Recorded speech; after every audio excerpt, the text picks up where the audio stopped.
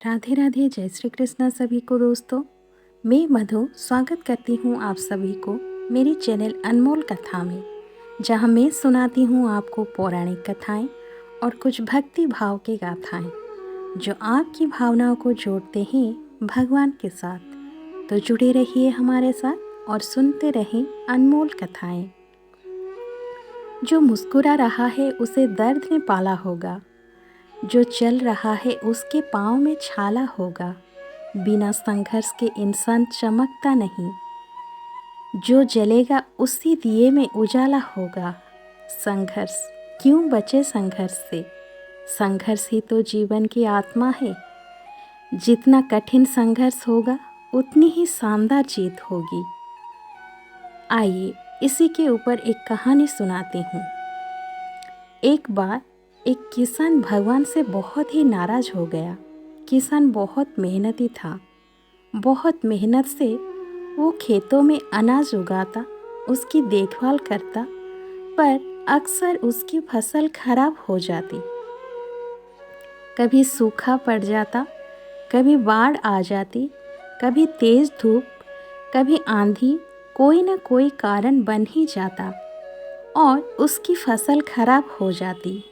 एक दिन वो किसान गुस्से में आसमान की ओर देखकर भगवान से कहा, हे ईश्वर, आपको लोग सर्वज्ञाता मानते हैं कि आप सब जानते हैं। कहते हैं कि आपकी इच्छा के बिना एक भी पत्ता नहीं हिलता, पर मुझे तो लगता है कि आप छोटी सी छोटी बात भी नहीं जानते। आपको तो ये भी पता नहीं कि खेती बाड़ी कैसे करते हैं।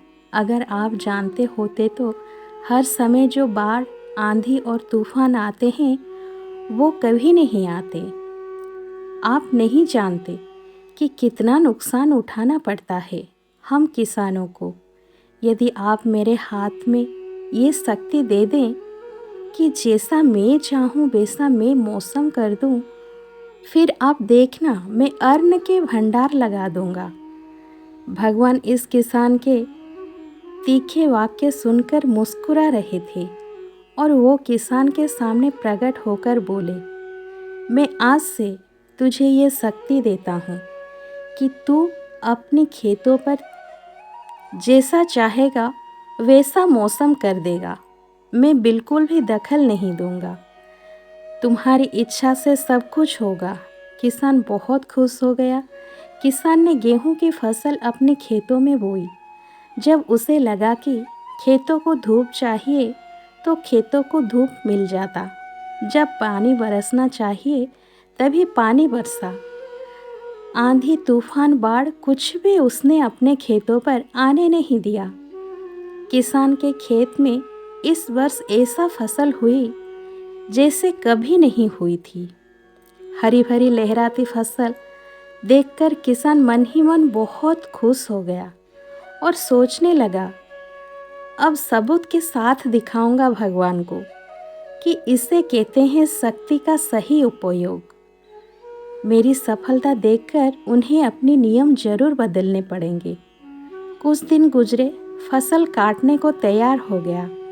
किसान बहुत उत्सुकता के साथ फसल को काटने लगा, पर जैसे ही उसकी नज़र गेहूं की बालियों पर पड़ी तो उसने अपना सिर पीट लिया और वो रोने चिल्लाने लगा। गेहूं की एक भी बाली के अंदर गेहूं का दाना नहीं था। सारी बालियां अंदर से खाली थी। किसान बहुत दुखी हो गया। उसने भगवान को रोते हुए फिर पुकारने लगा और कहने लगा, हे प्रभु, तुमने ये मेरे साथ क्या किया? क्या तुमने मुझे कोई सजा दी है? भगवान बोले, पुत्र, ये तो होना ही था। तुमने पौधा को संघर्ष करने का मौका ही कहाँ दिया। ना तो तुमने उन्हें आंधियों से जूझने दिया, न तेज बारिश सहने दिया और ना ही धूप में तपने दिया। एक भी चुनौती का सामना तुमने उन्हें नहीं करने दिया। इसीलिए सारे पौधे अंदर से खोखले हो गए। जब आंधी, तूफान, तेज बारिश और धूप पड़ती है तभी ये पौधा अपने अस्तित्व को बचाने के लिए संघर्ष करते हैं और इसी संघर्ष से एक बल पैदा होता है जिसमें शक्ति होती है, ऊर्जा होती है। और यही ऊर्जा पूर्ति तेरे गेहूं के दानों में नहीं फूटी। तूने उन्हें कठिन परिस्थितियों से गुजरने ही नहीं दिया जहां उनके अस्तित्व का जन्म होता। सारे वालियां इसीलिए खाली है, इसमें एक भी गेहूं का दाना इसीलिए नहीं है क्योंकि तुमने अपने पौधा को संघर्ष कराया ही नहीं। याद रखिए, स्वर्ण में सुवर्णीय आभा तभी आती है जब वो आग में तपने, गलने और हथौड़े से पीटने जैसा संघर्ष से गुजरता है। कोयले का टुकड़ा हीरा तभी बनता है जब वो उच्च दाव और उच्च ताप की मुश्किल परिस्थितियों से गुजरता है। इसी तरह यदि हमारी ज़िंदगी में कोई संघर्ष ही ना हो, कोई चुनौती ही ना हो, तो हम भी गेहूं की वालियों की तरह खोखले रह जाएंगे। कोई अस्तित्व नहीं होगा हमारा। विपरीत परिस्थितियां, चुनौतियां, समस्याएं हमें और अधिक निखारती हैं।